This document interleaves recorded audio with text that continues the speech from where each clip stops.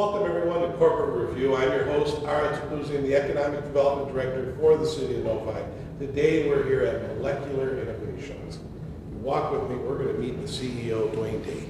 Dwayne? Ara? Thank you for having us come to this beautiful building. All right, well, thank you for dropping by. You know, we go back a long time, and you know, we're going to walk and talk a little bit today, and it's going to be hard for the viewers to really get the whole shot of this building, but you and I were in the same office building maybe a decade ago, Yeah, and you that's operated right, a we were. little office, and That's right. you were doing all this DNA research, and In about, what, 300 square feet of space or something yeah, like that? I had no idea you're next door, so That's right. if I catch anything when I get old, I'm going to find you, right? There you go.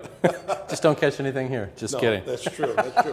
Dwayne, talk about Molecular Innovations and a little bit of a history behind it. Sure, Molecular Innovations is a dream of mine I've had for many years.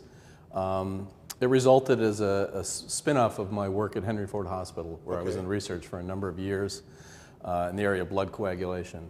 And I worked with some terrific people there, and I got my hands wet learning how to do protein purification. So we purified all these proteins from blood plasma.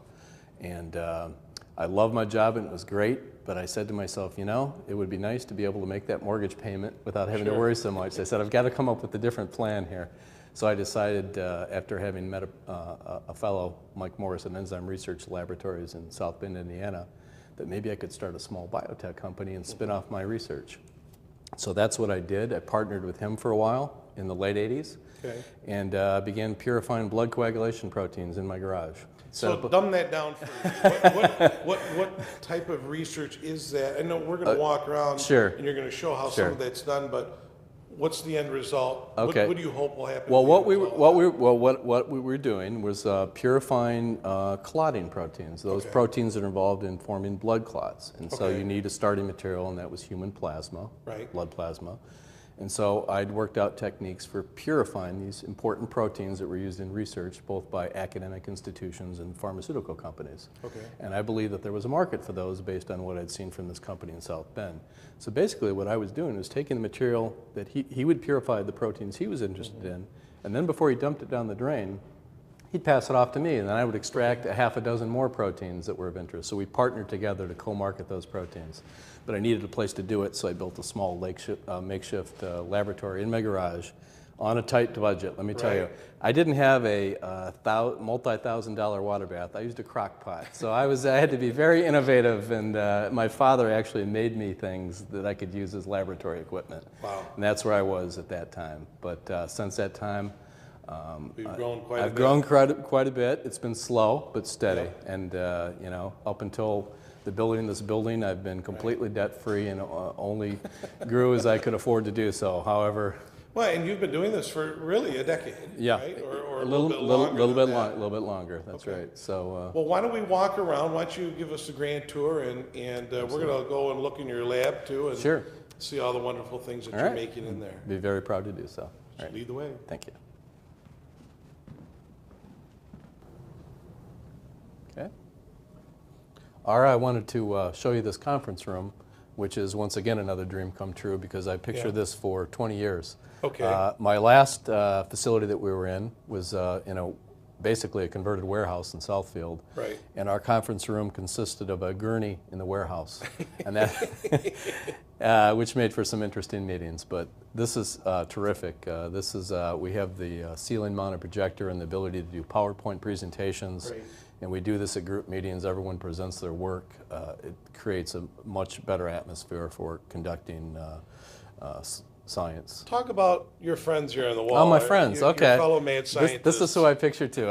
I've got a fellow known here as Isaac Newton. He did some things with physics, you know, discovered. I used to have hair like that. We have Jenner, who worked on smallpox. We have Louis Pasteur over there. I got to imagine these people were not probably the hits at parties, you know, walking in. You know, it's hard to say. Newton. What do you do, Mr. Jenner? I do smallpox. Probably not. That's probably true. Probably true. The Curies, they were pretty hot. Well, they were. That's because they were radioactive. Actually, Marie Curie's notebooks are still radioactive, I'm told, after all these years. Really? Yes, they were studying radioactivity, although they hadn't really studied the hazards of radioactivity yet. So she died of cancer, as you might expect.